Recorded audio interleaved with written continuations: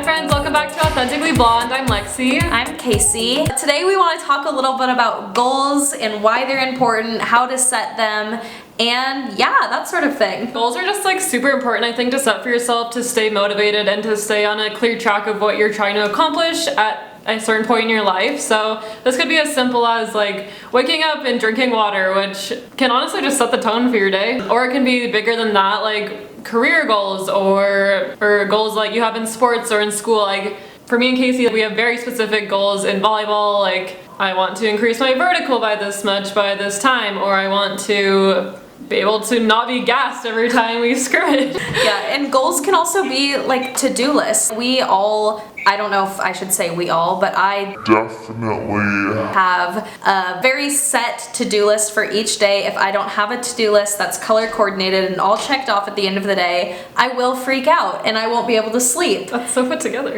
I'm not like that. Yes, you are. Have you seen your You should see her planner. Maybe that's one thing that Okay, will that's our work though. It has to be. Okay, still. Okay, I guess that's to-do different. list. Work goals. Work goals, that's some goals. Kind of like we said, Lexi and I both like to, we've been saying this word a lot, like to dream board our ideas. So you guys have seen my bullet journal before. I like to bullet journal things. Maybe in the next 10 years, this is where I'll be and I'll bullet journal about it. We like to dream board and just talk through, okay, what do we want for this year? What do we want this year to look like? That sort of thing. And honestly, one of the first steps to setting a goal is to say it out loud or to write it down. Sometimes goals can seem kind of lofty and you're just kind of maybe embarrassed to say them, but once you write them down, it almost becomes real and it's like, okay, here we go. And another thing to go along with that is to have like an accountability partner. Like if you really want to be better about drinking water, I don't know, apparently we need to drink more water because that's like our example. I need to drink more water. Like in volleyball, we would have specified accountability partners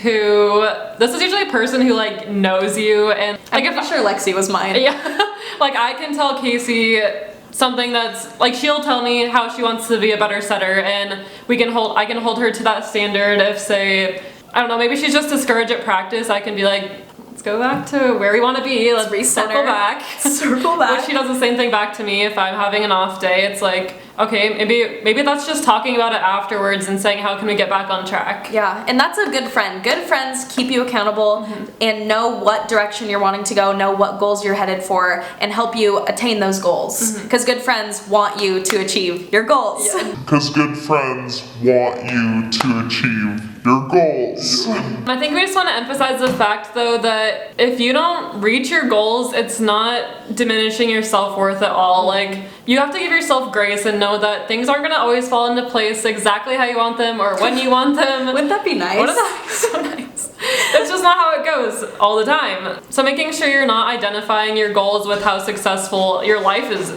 going. Yeah, and honestly, sometimes goals can seem really daunting, specifically goals about the Future. or like career goals or whatever. And it's important to take a step back and maybe take baby steps. Maybe set like 3 sub goals before your actual goal, just to break it up a little bit, make it seem less daunting. And it might take more time than you anticipate. And again, that does not diminish any of your self-worth or anything. You need to have grace for yourself when setting goals.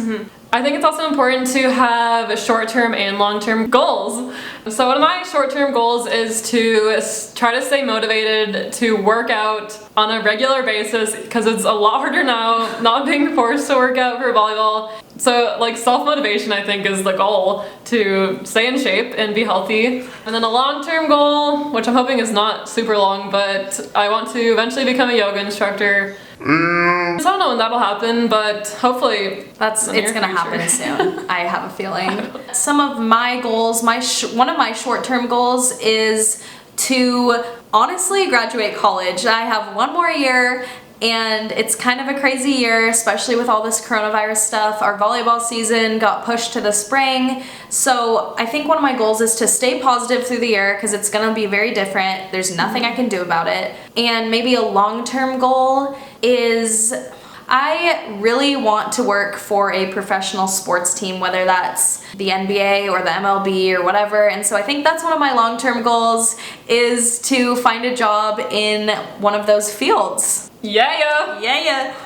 Ball's life. apparently. So how about some advice to our younger selves? I would probably tell my younger self to just start somewhere. I think goals can be kind of scary because you're sitting there with a pencil in hand, I'm imagining, a pencil in hand with number 1, what's my goal? And you're just thinking of all these things, you don't know where to start. Is this too far out of reach? Is this too crazy to be thinking this far ahead? No, just start somewhere. That's what I would tell myself. Start writing down all the things that I hope to accomplish and just start working towards there. Yeah, mine kind of goes along the same lines, but I think I would tell myself to be more intentional about setting goals, like actually saying them out loud and not just internalizing them, because I think that, like Casey said, the more you talk about it and write it down even, can just kind of like reinforce the ideas in your head, and I think that will in turn motivate you to accomplish them. Yeah. So And talking about goals is fun and exciting, Yeah. and you should set goals that you're excited about and passionate about. like our other roommate Jess today was asking me, what are your goals for the next 5 years? And I was like, gosh. I guess I haven't thought about it in a while, so I think like even that was just good to be like, Yeah. okay, what are they right now? To just reassess, what do you want? What are your priorities? So it's my advice to myself right now. Yes.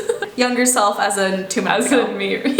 Yeah, so if you guys want to let us know some of your goals, that would be super cool to find out maybe what we have in common, or even if, so they could be like simple goals like we said, drinking water, or just like eating a well-balanced meal to start out your day, or it could be something as crazy as you want to be an astronaut and go to the moon. Like, let us know. More power to you. I would love for that to happen. I would too. love for one of our Authentically Blonde fans to be an astronaut. I think that would be so cool. No pressure. Nope. No pressure. Alright, so if you like this video, please be sure to like, comment, and make sure to subscribe. Thanks. Bye.